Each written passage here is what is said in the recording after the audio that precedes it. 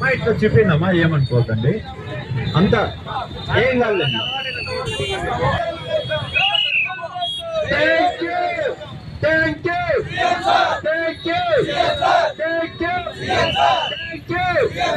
Okay అమ్మా, మీరేమన్నా మాట్లాడదలుచుకుంటే మాట్లాడుకోండి. ఎవరు మాట్లాడతారా? డిఎస్సి పైన సంతకం చేశారు కదా, జాబ్స్ గురించి మీ ఒపీనియన్ ఏమన్నా ఉంటే ఒకరు మాట్లాడతారా? మీరు